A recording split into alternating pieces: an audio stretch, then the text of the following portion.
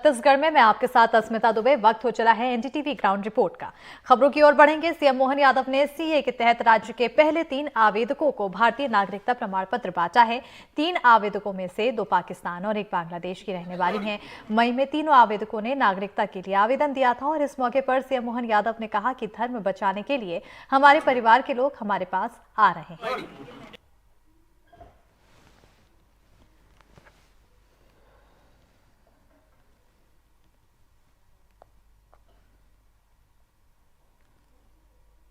तस्वीरें आपको दिखा रहे हैं, जहां आपको बताते चले कि 3 आवेदकों को भारतीय नागरिकता प्रमाण पत्र मिला है। सीए के तहत इन्हें भारत की नागरिकता दी गई है, जिसका सर्टिफिकेट सीएम मोहन यादव द्वारा दिया गया। इसके अलावा उन्होंने नागरिकता प्रमाण पत्र बांटते हुए कहा कि हमारे धर्म के लोग हमारे परिवार का हिस्सा बनने के लिए आ रहे हैं। 3 आवेदकों में से आपको बता दें 2 पाकिस्तान के और 1 बांग्लादेश के। जो भी सीए नागरिकता जो अभी आई है उसके चक्कर में बहुत जल्दी हो गया हमारा 2 महीने में अभी हो गया। तो मतलब यह बहुत अच्छा है। ये जो अभी सरकार ने निकाला थी बिना नागरिकता के, उस पर वरना बहुत ज़्यादा मतलब लंबा स्ट्रगल होता था, बहुत ज़्यादा। मतलब पहले आपको यहाँ जाना है, फिर वहाँ जाना है, वगैरह वगैरह। उसमें बहुत लंबा टाइम लगता था। अब बहुत कम टाइम लग गया। मेरे को बहुत सही लगता है कि अब कम से कम मैं एटलीस्ट अगर कोई बोलेगा कि आप कहाँ के हो वगैरह, तो मैं एटलीस्ट दिखा भी सकता हूँ कि हाँ मेरे पास प्रूफ भी है कि अब मैं इंडिया हूँ। भारत देश को लेकर आप क्या सोचते हैं? कितना गर्व महसूस करते हैं भारत पे? बहुत अच्छा लगता है क्योंकि अपना देश बहुत मतलब वर्ल्ड में सबसे अच्छा मेरे को तो ये लगता है, इंडिया। अच्छा जी। कैसा फील कितना राहत महसूस कर रहे हैं? अभी तो अच्छा लग रहा है हमें, क्योंकि अपन ने फील किया है, क्योंकि बेस्ट तो हमारा ही बनता है ना। उसके बाद इनको अप्लाई करना पड़ता है, क्योंकि पहले हम अप्लाई करेंगे, उसके बाद जब अपनी नागरिकता हो जाती है फिर इनकी प्रक्रिया बाद में करनी पड़ती है। फीलिंग्स बताइए पाकिस्तानी नागरिक होने पर और इंडियन नागरिक होने पर।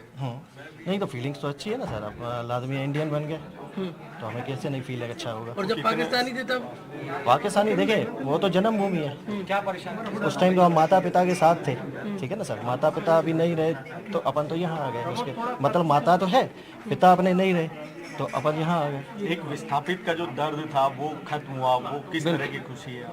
नहीं खुशी तो ऐसे है कि अभी अब तो ऐसे समझे मैं एक्सप्रेशन जाहिर नहीं कर सकता। तो पाकिस्तान में आप कब आए? पाकिस्तान से कब आए? 2012। उससे पहले पाकिस्तान में आप रहे थे, किस तरह की चुनौतियां आपके सामने पाकिस्तान में आपको दिखती थी, उसके कारण आपको यहाँ आना पड़ा? नहीं उस टाइम ऐसे ज़्यादा क्रिटिकल माहौल नहीं था। 2012 के बाद ऐसे समझे वहाँ क्रिटिकल माहौल हो गया। कैसा माहौल? यानी स्नेचिंग ये वो तो अभी भी आप देख ही रहे होंगे। हिंदुओं को रहना मुश्किल है क्या? सर रह तो रहे हैं, ये है कि सबके साथ ही हो रहा है। वहाँ मुसलमान के भी साथ हो रहा है, हिंदुओं के साथ भी हो रहा है। ऐसे नहीं कि जनरली हिंदू सबके महिलाओं के साथ। साथ किस तरीके से? वो तो ऐसे समझे जैसे अपने यहाँ सरपंच होते हैं ना, वहाँ पे भी सरपंच होते हैं, तो सरपंच ही ये सारी चीज़ें करते हैं। आपका नाम बताइएगा? संजना मेलवानी। संजना, एक बतौर इंडियन आपको अब एक प्रमाण पत्र मिल गया है, एक सर्टिफिकेट मिल गया है। इसके पहले क्या फीलिंग्स हुआ करती थी, अब कितना बदलाव है? पहले भी मतलब ठीक ही था, बट एक वो कॉन्फिडेंस नहीं था कि हम इंडियन है, बट ये मिलने से कॉन्फिडेंस आ गया कि नहीं हम अब इंडियन हैं। तो ये चेंजेस है। और आगे मतलब पढ़ाई में भी और जॉब वगैरह में भी इसमें भी बहुत मतलब दिक्कतें आती है अगर ना हो पासपोर्ट या सर्टिफिकेट वगैरह। तो इस वजह से अब सही लगेगा, आगे के लिए काम आएगा। आपने पाकिस्तान में कोई समय गुजारा है? हाँ मैं मतलब बहुत छोटी थी याद रखने के लिए तो, बट हाँ हम लोग मतलब मैंने वहाँ पे कुछ एजुकेशन की थी मेरी। आपके पेरेंट्स किस तरीके का पाकिस्तान का माहौल किस तरीके का बताते हैं? अगर आज भी बात अगर होती तो पाकिस्तान का कैसा माहौल होता? वहाँ पे तो जब हम थे तब तो सब सही था, ऐसा कुछ था नहीं डर या कुछ, या अभी भी ऐसा होगा नहीं मेरे ख्याल से तो। बट मेरे मम्मी पापा जितना बताते तब तो सब अच्छा ही था।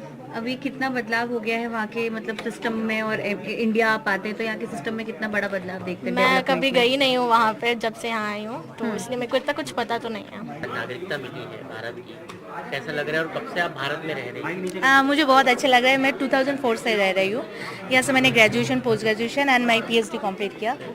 अभी नाउ मैं सेज यूनिवर्सिटी भोपाल में as a assistant professor job कर रही हूँ। ये आने के बाद कितना आसान रहा नागरिकता लेना? बहुत इजी हो गई सर, क्योंकि गवर्नमेंट ने एक ऐसा पोर्टल बाहर किया जिससे कि हिसाब से आप सर इजीली कर सकते हो। और सर आपके डॉक्यूमेंट वेरिफिकेशन भी इजीली हो जाता है। हर एक जगह से आपको कोऑपरेशन मिलेगी गवर्नमेंट की क्या तरफ फायदा मिलेगा आज आपको ये? सर मुझे तो एक नागरिक की तरह सोचा जाएगी इंडिया में। कि मैं एक नागरिक की तरह अब जी पाऊंगी कि मैं इंडियन सिटीजन बन गई आज से। तो सर मुझे Aadhaar card, PAN card, bank account, each and everything की फैसिलिटी मिल जाएगी सर। अच्छा, एक सवाल, लोग विरोध भी कर रहे हैं इस कानून का कई जगह पर, तो उसको लेके आप क्या कहेंगे? सर विरोध नहीं करना चाहिए, क्योंकि जिसको जो मर्जी है, जिसको उड़ने की शौक है, उसको उड़ने देना चाहिए। यहाँ पे फ्रीडम है इंडिया में, तो जैसा ह्यूमन की तरह यहाँ पे ट्रीट होता है, वुमेन की तरह नहीं ट्रीट होता है। तो फिर ह्यूमन की तरह बचना है तो सर मैं तो बोलूँगी ठीक है, अपॉर्चुनिटी है तो ग्रैब कर लो। अब भारतीय होने पे कैसा फील हो रहा है? बहुत पहले अच्छा। बांग्लादेशी थे आप। हाँ, बहुत अच्छा लग रहा है, ऑफ कोर्स अच्छा लग रहा है, बहुत अच्छा। क्या डिफरेंसेस देखती हैं बांग्लादेश और इंडिया में? डिफरेंस यह है कि मैं खुल के भगवान की जगह में जाके भगवान की नाम ले सकती हूँ, और हर एक जगह में मेरे को फ्रीडम है कि मैं वुमेन की तरह नहीं ट्रीट होती हूँ, यहाँ पे मैं ह्यूमन की तरह ट्रीट होती हूँ कि मैं ह्यूमन हूँ। ये अंतर है, ये डिफरेंस है और कुछ नहीं है। लड़ाई दुर्भाग्य के साथ कहना पड़ रहा है कि भारतीय मान बिंदुओं पे जिस पे अपने देश की संस्कृति का हमेशा गर्व और गौरव का अनुभव आता है, तमिल संस्कृति के माध्यम से हमारे अपने ऐसे सभा स्थल जहाँ पर विचारों की अभिव्यक्ति होती है और लोकतंत्र का सम्मान होता है, उस स्थान पर सिंबल रख करके और पवित्र बनाने का काम माननीय प्रधानमंत्री जी के द्वारा हुआ था। लेकिन कुछ असमझ लोग जिनको इस बात की समझ नहीं है कि वो है क्या, ये हमेशा भारतीय संस्कृति का अपमान करते हैं। मैं ऐसे लोगों के लिए परमात्मा से कामना करता हूँ कि इनको सद्बुद्धि आए। सच्चे अर्थों में कांग्रेस का चरित्र ही दोमुहा है। इसका सबसे बड़ा उदाहरण ये सैम पेत्रोदा का कांग्रेस का वापसी का दरवाजा है। बड़े दुर्भाग्य के साथ कहना पड़ रहा है, कांग्रेस हमेशा चुनाव के समय एक अलग रोल में रहती है और चुनाव के बाद असली चरित्र लाती है। सैम पेत्रोदा के माध्यम से भारत के विभिन्न प्रांतों में रहने वाले स्थानीय रहवासियों को, खास करके आदिवासी अंचल के लोगों को अपमान का घूंट पीना पड़ा था और कितना शर्मनाक स्थिति का बयान उनका था। और कांग्रेस ने कहा था हमारा कोई लेना देना नहीं, और कांग्रेस ने उनको अपनी पार्टी से बाहर कर दिया। और जैसे ही चुनाव निकल गया, कांग्रेस अपने वादे से मुकर गई। बड़े दुर्भाग्य के साथ कहना पड़ रहा है, पूरे देश के सामने कांग्रेस के कर्णधारों को माफी मांगना चाहिए कि उनसे गलती हुई है और सैम पेत्रोदा को फिर बाहर का रास्ता दिखाना चाहिए।